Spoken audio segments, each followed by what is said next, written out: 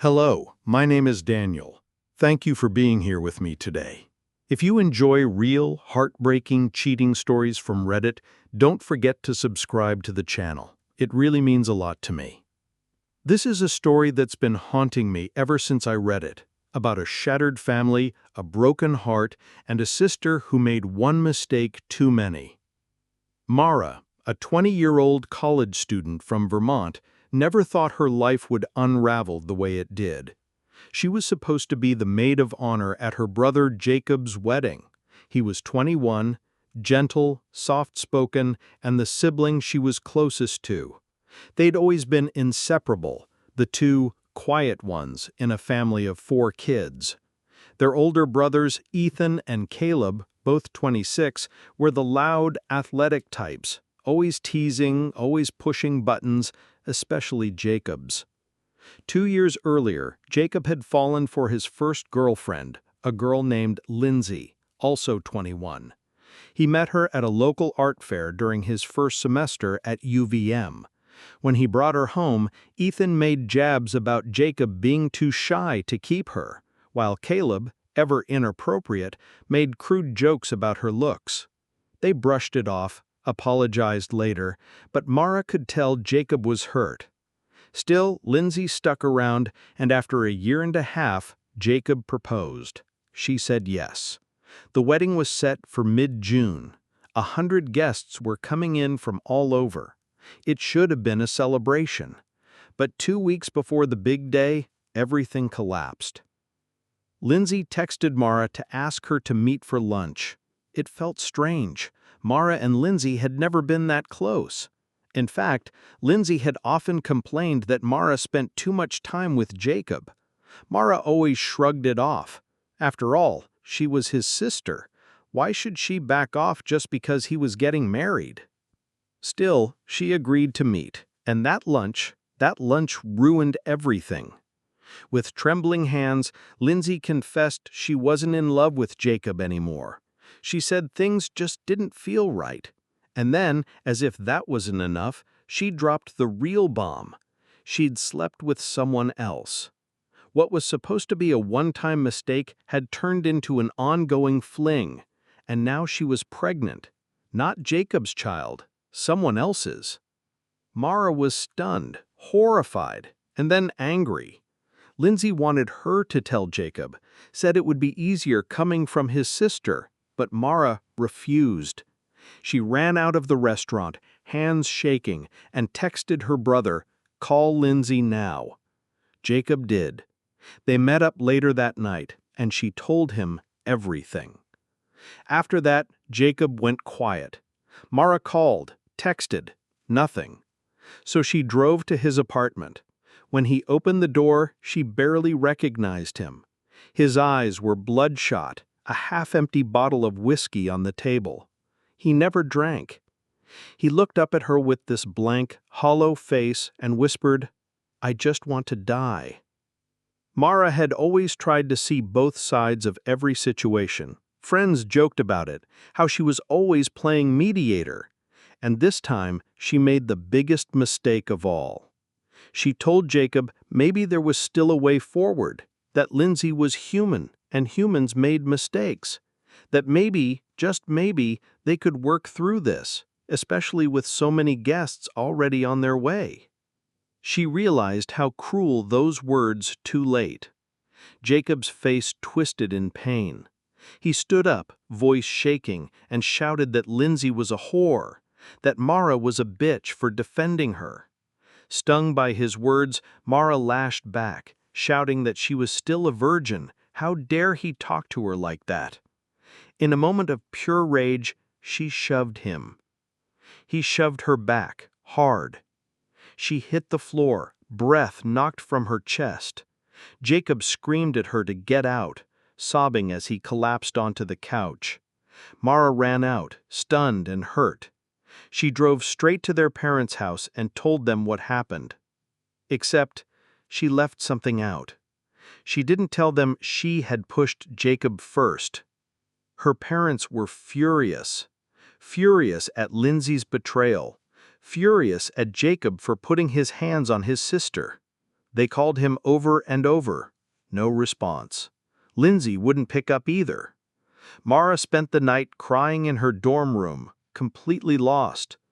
The next morning, things got even worse. Caleb, enraged by what he heard, went to Jacob's apartment and beat him until neighbors called the cops.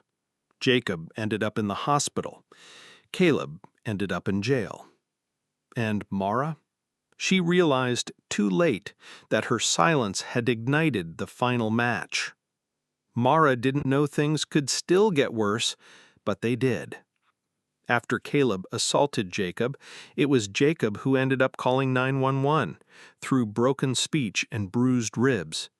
He was taken to St. Clair's ER in Burlington, while Caleb was arrested and held overnight.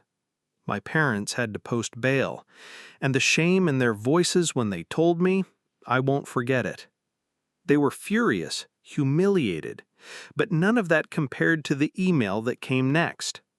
Jacob sent out a message to our entire family, short, sharp, and full of heartbreak. He said we were monsters, that in the moment he needed us most, we turned our backs on him, that we were selfish, cruel, and he never wanted to see us again, ever. And just like that, he was gone. He didn't single me out in the email, or Caleb. He didn't need to, we knew. But what crushed me most was that he lumped in our parents and Ethan too, people who had no part in the push or the fight. Ethan had stayed silent through all of this, and Mom and Dad were just trying to hold everything together. But now they were caught in the blast, and their grief turned into anger. They wouldn't even speak to Caleb. Neither would I. I tried the hospital, desperate to see Jacob. He had already been discharged. I went to his apartment. Empty. His artwork was gone, bookshelves cleared, his computer, his guitar, all packed up. No note, no forwarding address, no reply to my texts or voicemails. He ghosted all of us, vanishing from a family he once loved so deeply. And I was left with nothing but guilt. He had been my best friend, my brother, yes, but more like my twin in spirit. We understood each other in ways nobody else could, and now he wasn't speaking to me. The silence was unbearable. I wanted to scream. I was furious at Lindsay, furious at what she had done, at the cowardly way she let me carry her confession to Jacob's doorstep. I hated her for ripping apart my brother's life and for being so weak, so reckless. But I was also angry at Jacob for shutting us all out. Mostly, though, I was afraid. He'd told me he wanted to die, and now he was gone, off the radar, in pain and alone. I was terrified I'd get a call saying they'd found him somewhere he couldn't be saved. I replayed that night over and over, me pushing him pushing back, me telling our parents only half the truth. I'd convinced myself I didn't lie, but I did. Because omission is a lie, too. And the weight of that lie cracked something in me. I kept trying to tell myself I'd meant well, that I was trying to keep the peace, that I wanted to help Jacob see both sides. But how blind was I? Lindsay was pregnant with someone else's baby. She cheated, she lied, and she asked me to deliver the wreckage, and I still found a way to defend her. I was so obsessed with keeping things calm, with the wedding plans and the image of everything staying intact, that I ignored the man breaking in front of me. Jacob never drank. That night he was drunk, trembling, barely able to speak. He told me he wanted it all to end, and I answered by saying, "People make mistakes." How could I? And when he lashed out, not even with his fists, but with words, I let my anger take control. I shoved him. I never told my parents. I let them believe he hit me first. That was the final betrayal. Now Jacob is gone. I don't know where he is, if he's safe, or if he'll ever come back. All I know is I hurt him more than anyone else did, not just by defending Lindsay, but by breaking his trust. When I think about everything he's lost, his fiancée, his home, his plans for the future, and add in the pain I caused, it makes me sick. I scroll Reddit in the dark, searching for stories like mine, hoping someone else has made it back from this kind of fallout. But I rarely find any that end well. And if this is the ending of mine, I deserve it.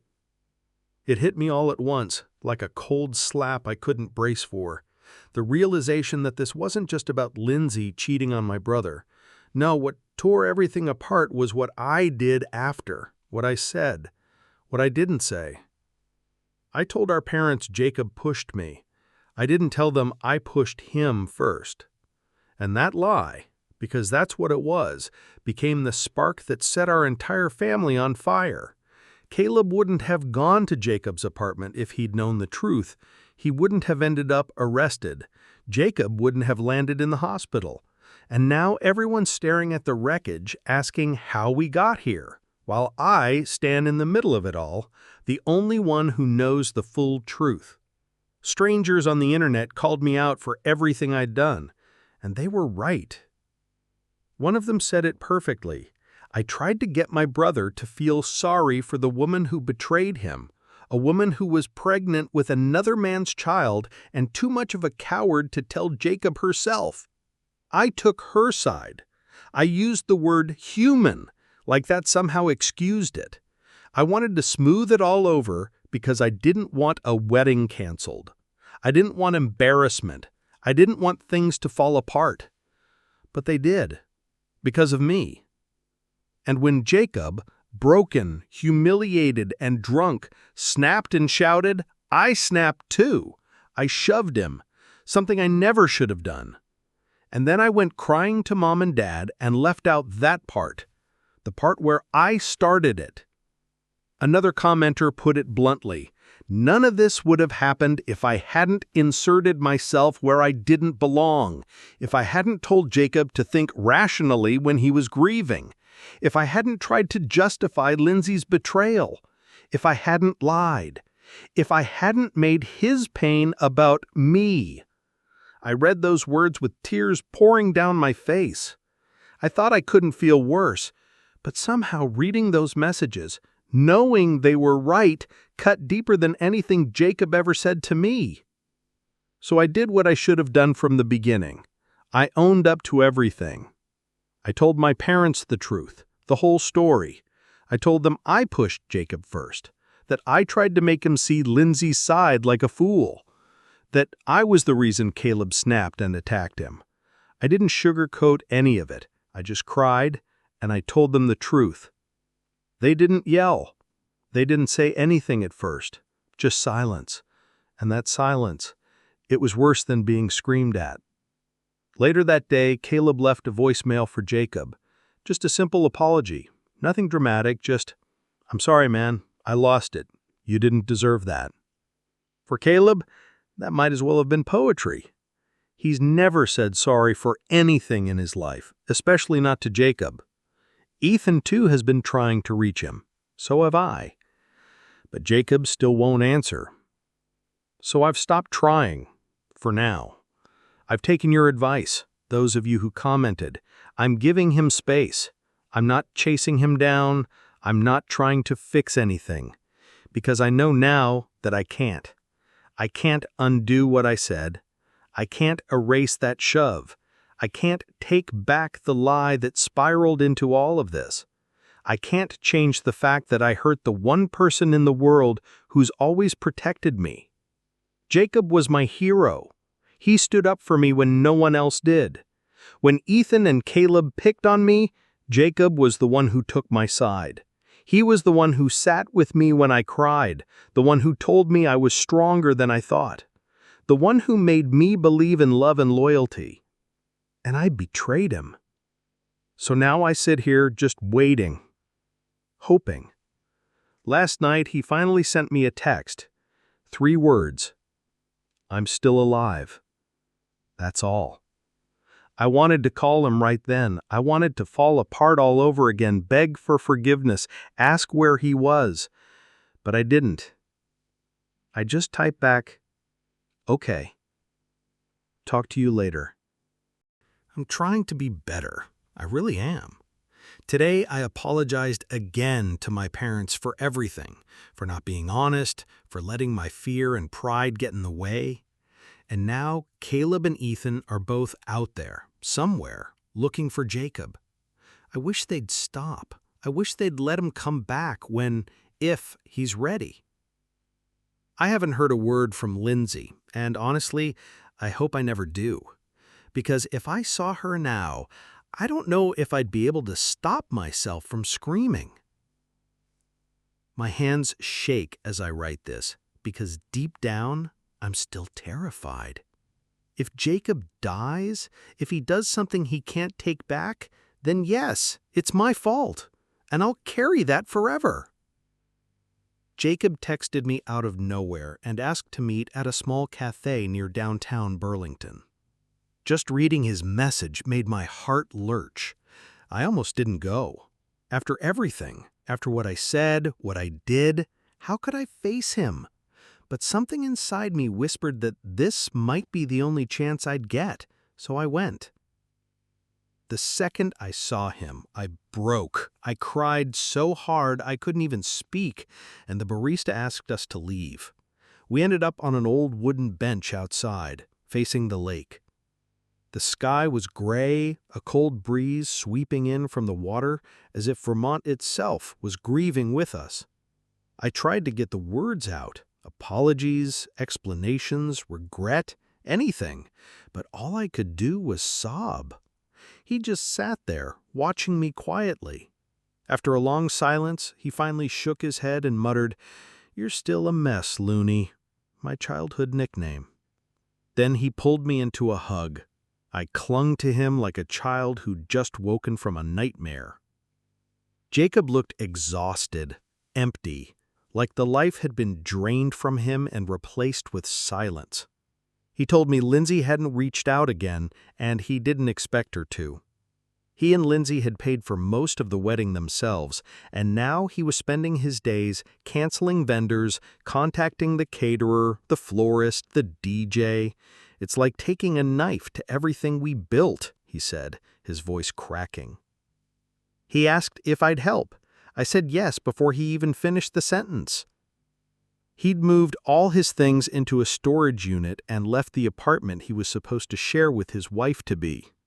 Now he was staying with friends, but wouldn't say who. I imagined couches and spare rooms and cold dinners alone. I imagined him lying awake every night, staring at the ceiling, wondering where everything went wrong. And then, in a voice just a touch lighter, he said, "At least I'll be in Florida next week." I looked at him confused. Florida? It was supposed to be our honeymoon. Disney. It's already paid for. He said it like it was some twisted joke. And for a second, I didn't know how to respond. Then I blurted, "You can't go to Disney alone?" He shrugged. "Why not?" There was a long pause. I was scared to say what I was thinking. But then he said, almost casually, "You could come with me." I froze. He pulled back quickly. "Forget it. Stupid idea." "No," I said, shaking my head. "Okay, sure. Can we go see Harry Potter?" We both smiled, but it felt fragile, like glass under pressure.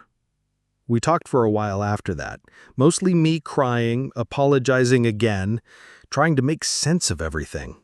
He made me promise to not tell the family I'd seen him, said he didn't want anyone else to know just yet.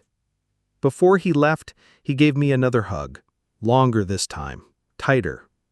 Now I'm back in my dorm, lying on my bed, staring at the ceiling, and wondering if I really just agreed to go on a not honeymoon with my shattered brother. Can I even do that? What if the hotel messes up and puts us in a honeymoon suite with rose petals and champagne? What if people think we're a couple? I love Jacob, but not like that. God, no. And yet, part of me is still scared. What if he goes alone? What if he rides Space Mountain and never comes back down? I keep thinking about all the ways I could have prevented this.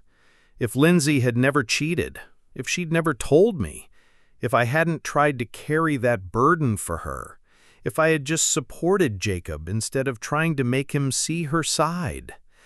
I know I'm not popular here. I've read the comments. I've been selfish. I've made this about me when Jacob was the one hurting. I see that now. But maybe this trip could be a turning point. Maybe it's not just a last-minute bandage over a bleeding wound. Maybe it's a chance to help Jacob feel human again, to laugh, even if just for a second, to stand beside him while he rebuilds from the ashes of the life he almost had. I'm scared, but I'm going. Not to fix everything, not to pretend it never happened, but to be the sister I should have been all along. Jacob and I went to Florida. It was his not honeymoon, and it was exactly as strange and bittersweet as it sounds. Somehow both wonderful and hollow at the same time. We told the staff at Disney we were siblings so they wouldn't mistake us for a couple. They were kind enough to switch us to a room with 2 beds. I remember being oddly relieved, like that small detail was the only thing keeping the whole trip from slipping into a dream we didn't belong in. The first few days weren't terrible. We went to Magic Kingdom, wandered through Universal Studios, and rode every Harry Potter-themed attraction we could. Jacob even smiled sometimes. There were moments where I saw flashes of my brother, the way he used to be before Lindsay came into his life and set it on fire. But those moments never lasted long. He would disappear for an hour here, 30 minutes there, phone pressed to his ear. I never asked. He never told. But I knew. At least once he spoke to her. He didn't need to say it. The look in his eyes when he came back said it all. Red-rimmed, distant, raw. Then Tuesday night happened. I woke up around 2 a.m. to the sound of muffled sobs. At first I thought it was someone in the next room. Then I heard his voice. I found him curled up, clutching a pillow to his chest, whispering things that broke my heart. That he wished he was dead. That he didn't know who he was anymore. I sat beside him, unsure what to do. Eventually, he told me things I wasn't ready to hear. Lindsay had stopped sleeping with him months ago, right around the time she met the other guy. She told him it was stress, that she just needed space. But now she knew the truth. She had cheated on him multiple times, even before this last betrayal. He had suspected, but without proof, he convinced himself he was being paranoid. As he spoke, his voice cracked in a way that didn't sound like crying anymore. It sounded like something inside him had broken and couldn't be put back together. Afterwards, we ended up sleeping in the same bed. It wasn't planned. It just felt like the safest place to be. Wrapped up in a blanket, holding on to one another like we used to when we were little and afraid of thunderstorms. We didn't speak. We just lay there, listening to each other breathe, trying to survive the night. Something else happened that I'm not ready to write about. Not yet. It wasn't sexual, it was just deeply personal. It reminded me how fragile people become when their world shatters. How grief can make you reach for anything that feels warm and alive. Later that week, Caleb sent Jacob a few messages. Apologies mostly. Nothing dramatic. Just, I lost it. I'm sorry. It shocked me, honestly. Caleb never says sorry, especially not to Jacob. I even texted Caleb and told him the truth, that this all started with me, that I pushed Jacob first. He didn't respond. Jacob hasn't replied to Caleb either. I don't know if he ever will. By Thursday, he stopped making calls, stopped checking his phone. We spent the last 2 days doing everything he wanted. Roller coasters, junk food, late-night walks. And for the first time in weeks, he seemed a little less hollow, a little more human. There's something I haven't admitted before. When Jacob started dating Lindsay, I kind of froze him out. I hated how little time we spent together. I didn't say it, but I resented her. I missed him, I guess I was jealous, in a way only a sister can be. I told him that. He didn't say anything, just stared ahead like he already knew. Now he says he's planning to move to Oregon, start over. He wants to find work somewhere quiet, maybe teach art again. With my roommate gone for the summer, I offered him a place to stay, just for a little while. He hesitated, then said yes. So now he's here, sleeping in the room across the hall, and I keep thinking maybe this is my second chance to be the sister he deserves. Not the one who defended the woman who ruined him. Not the one who lied, shoved, and hurt him when he needed me most, but someone who shows up, stays quiet, and listens. I've read all your comments. Some of them were harsh. Some of them were true. I was selfish. I made everything about me. But if it weren't for you, your anger, your honesty, I don't think I would have reached out to Jacob at all. I don't think we'd be here. So thank you. There's still a long road ahead. I don't think Jacob has truly begun to heal, but I can see him trying, and I'm going to try too. I just hope it's not too late. Jacob's still here. He sleeps in the next room now, curled beneath a blanket that used to be his fiancée's favorite. Sometimes I pass by and hear him awake in the dark, just breathing. No music, no phone, just silence. The kind that wraps around everything like grief never quite spoken. We never talk about Florida, about the night he sobbed into my shoulder and whispered things I can't forget, about the lies, the betrayal, the baby that isn't his. I bring him tea in the morning, and he thanks me with a quiet nod. No eye contact. I don't push. I just sit on the floor and wait. Sometimes we talk. Sometimes we don't. But I'm here, and for now, that has to be enough.